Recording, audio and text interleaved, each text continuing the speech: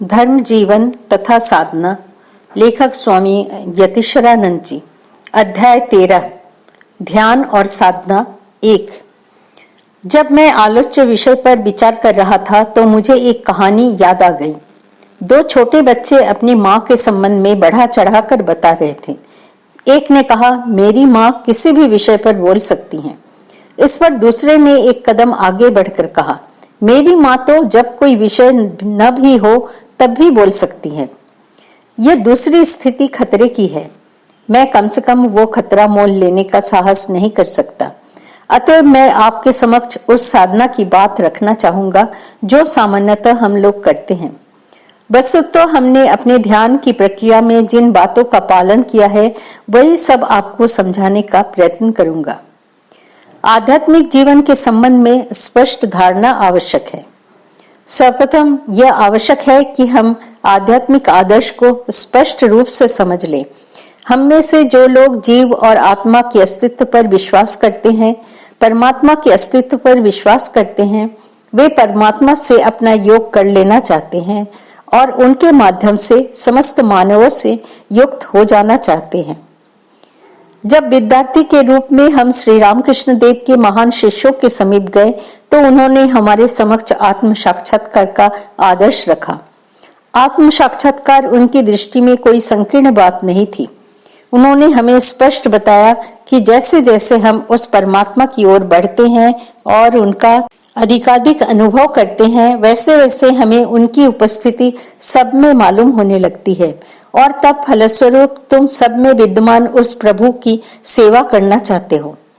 पर वो करने से पहले हमें प्रार्थना और उपासना द्वारा आध्यात्मिक पथ का अनुसरण करना चाहिए तथा उस देवता के स्वरूप के संबंध में कुछ स्पष्ट धारणा कर लेनी चाहिए जो हम में, तुम में और सब में रमा है। अब चूंकि आदर्श यह है, एक प्रश्न उठता है, हमें किस रास्ते से जाना चाहिए? तो यहाँ भी उन महापुरुषों ने हमारे समक्ष मुक्ति और सेवा का द्विध आदर्श रखा। कर्म और उपासना के साथ साथ चलना चाहिए। कर्म योग का भाव लेकर हमें कर्म करने चाहिए। हम तरह तरह के कर्म करते तो हैं, पर यह नहीं जानते कि कर्म कैसे करें, कर्तव्यों का निर्वाह किस प्रकार करें, विभिन्न कर्मों के संपादन में किस तरह लगे। सर्वप्रथम कर्मों को कर्तव्य मानकर करें और उनमें अनासक्ति का भाव लाए। कर्तव्यों का पालन हर अवस्था में होना चाहिए और जब इस प्रकार का कर्तव्य समझकर कर्म करते करते हम आगे बढ़ते हैं तो भीतर यह अनुभव होने लगता है कि कर्मों का फल हमें उस परमात्मा के प्रति समर्पित कर देना चाहिए जो सर्वविध क्रियाओं का अधिष्ठाता देवता है। फिर एक समय ऐसे आता है जब हमारे मन में प्रश्न उठता है, हम कर्म क्यों करें? इसका उत्तर है विष्णु प्रीति कामनाया, ईश्वर प्रीत्यर्थ। और उसके बाद एक समय आ सकता है जब हम उस दैवी उपस्थिति का अनुभव अपने रग रग में करने लगते हैं। तब हम उस ईश्वरीय शक्ति के प्रवाह का माध्यम बन जाते हैं जो शक्ति मानव जाति के कल्याण में संलग्न है। आध्यात्मिक भूख जगाओ। जैसे कर्म उचित भाव सहित करना चाहिए, वैसे ही उपासना भी ठीक ढंग से करनी चाहिए। हम में से प्रत्येक को किसी न किसी प्रकार का कर्म करना ही पड़ता है। कर्म अनिवार्य है, पर मुश्किल यह है कि उपासना ऐच्छिक है। हम में से कई लोगों को उपासना, जप या ध्यान में रुचि नहीं होती और यही दुख की बात है। यदि हम में आध्यात्मिक भूख हो तो हम आध्यात्मिक भोजन लेना चाहेंगे। हम शरीर को भोजन देते हैं और शरीर को अच्छा स्वास्थ्यकर भोजन देना भी चाहिए।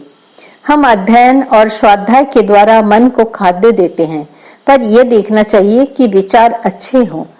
उसी प्रकार हमें आत्मा को भी भोजन देना चाहिए। वो कैसे संभव हो? उपासना, जप और ध्यान के अभ्यास द्वारा। श्री रामकृष्ण का एक चुटकुला है। एक छोटा बच्चा सोने जा रहा था और उसने माँ से कहा, माँ मुझे अगर भूख लगे तो जगा देना। उस पर माँ ने उत्तर दिया, बेटा इसकी जरूरत ही नहीं पड़ेगी, तेरी भूख ही तुझे जगा देगी। जीव की विकास प्रक्रिया में ऐसा समय आता है जब हमें आध्यात्मिक भूख लगने लगती है और तब हमें उसी प्रकार का भोजन अवश्य चाहिए। इस संदर्भ में श्री माँ शारदा देवी का एक महत्वपूर्ण कथन याद आता है।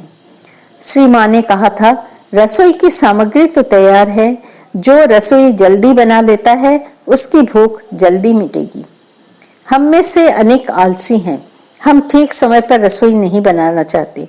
संभव है कि हम बनाना तो चाहे पर देर करके शाम को बनाएं। और हम में से कुछ तो इतने आलसी हैं कि भूखा रहना पसंद कर लेंगे पर रसोई न बनाएंगे। स्वाभाविक ही ऐसे लोग दुखी होते हैं। स्वामी ब्रह्मानंद जी ने क्या कहा था, जब हम शांत बैठने का प्रयास करते हैं और किसी प्रकार की उपासना या जब ध्यान करने की कोशिश करते हैं तो प्रारंभ में कई कठिनाइयां आती हैं।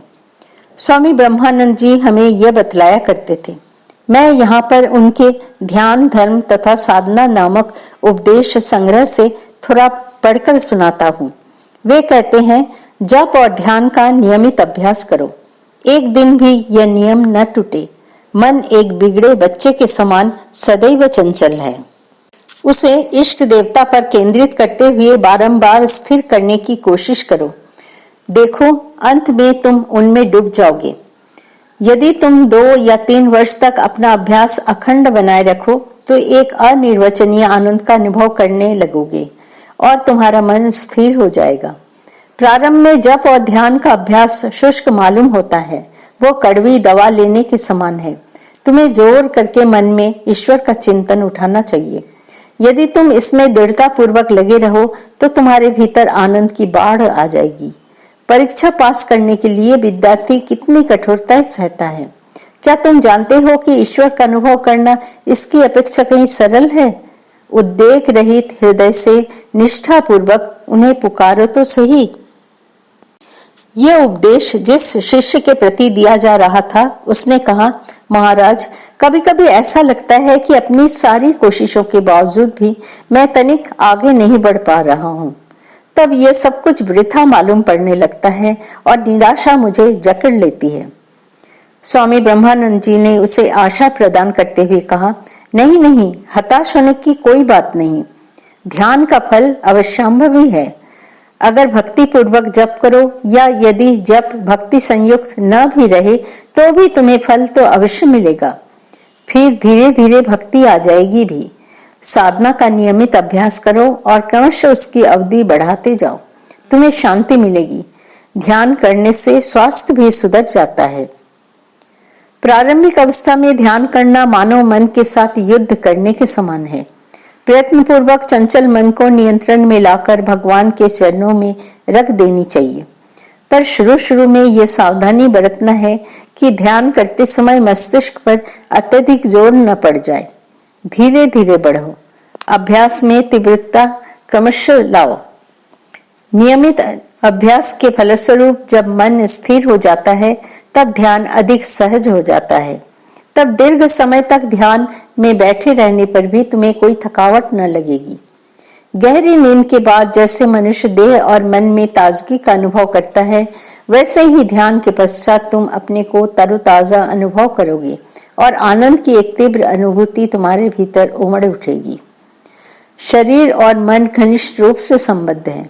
शरीर के अस्वस्थ होने से मन भी अस्वस्थ हो जाता है।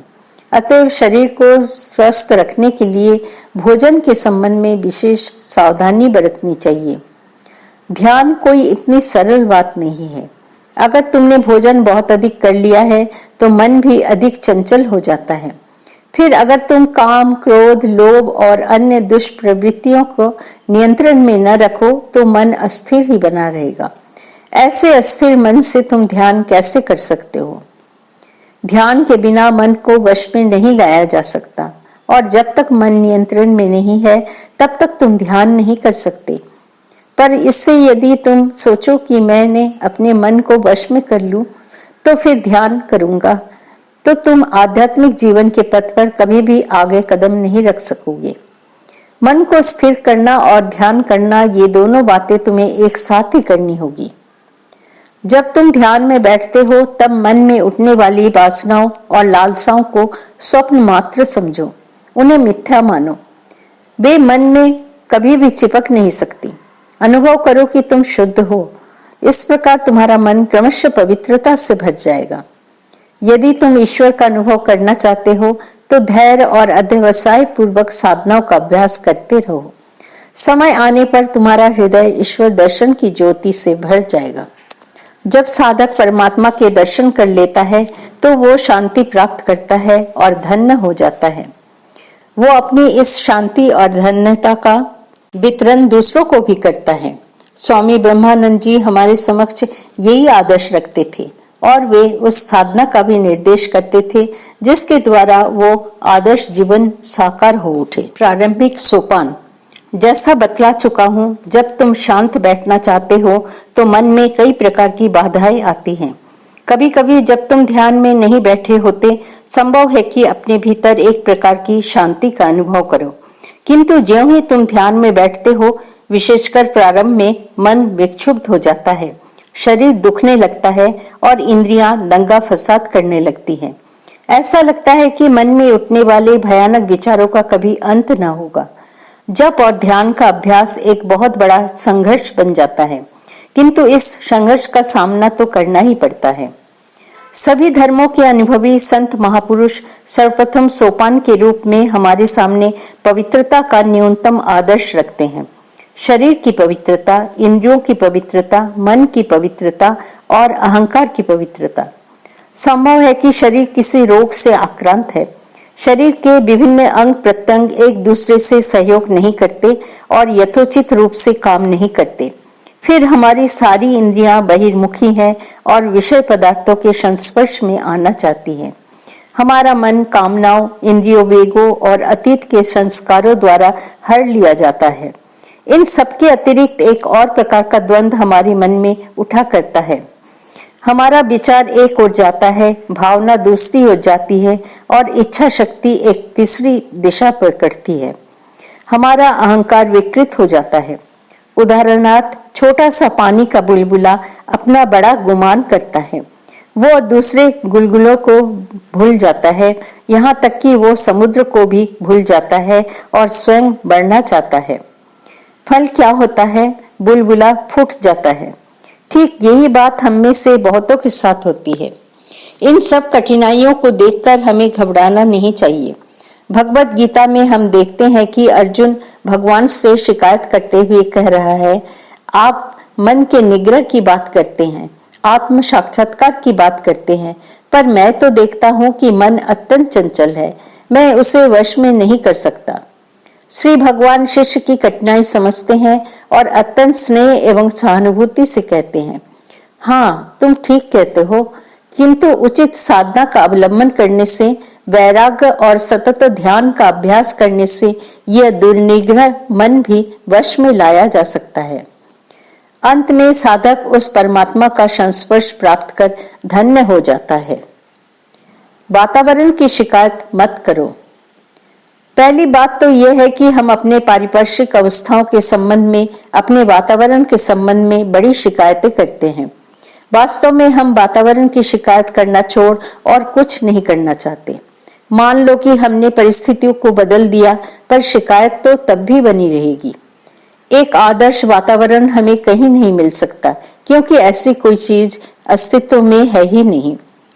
तुम तर्क देते हुए कहते हो, वातावरण अनुकूल नहीं है, फिर मैं कैसे ध्यान का अभ्यास कर सकता हूँ? पर देखो, ठीक यही तुम्हें ध्यान का अभ्यास करना चाहिए। जब तुम्हें नींद आती है तो क्या अत्यंत विपरीत परिस्थितियों में तुम सोने की कोशिश नहीं करते? इसी तरह तुम्हें ध्यान का अभ्यास भी करना चाहिए, परिस्थितियां चाहे जैसी हो। यह अभ्यास कैसे किया जाए?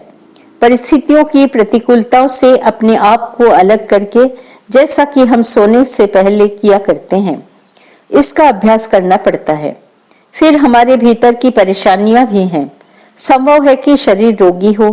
कई बार हम यह शिकायत सुना करते हैं कि जैसे ही हम ध्यान में बैठते हैं, सिर दुखने लगता है। पर भाई, ध्यान अपने आप में ही तो एक सिरदर्द है। अतएव स्वस्थ होने की चेष्टा करो। तभी तो भगवान श्री कृष्ण गीता के ध्यान योग नामक 6ठे अध्याय के प्रारंभ में कहते हैं, साधक को सबसे पहले नियमित जीवन का अभ्यास करना चाहिए। खान पान, नींद और क्रीड़ा आदि में वो नियमित रहे। साधक को अतियां छोड़ देनी चाहिए और मध्यम पथ का अनुसरण करना चाहिए। इससे उसे आध्यात्मिक पथ पर आगे बढ़ने का अभ्यास करने के लिए सामर्थ्य प्राप्त होती है।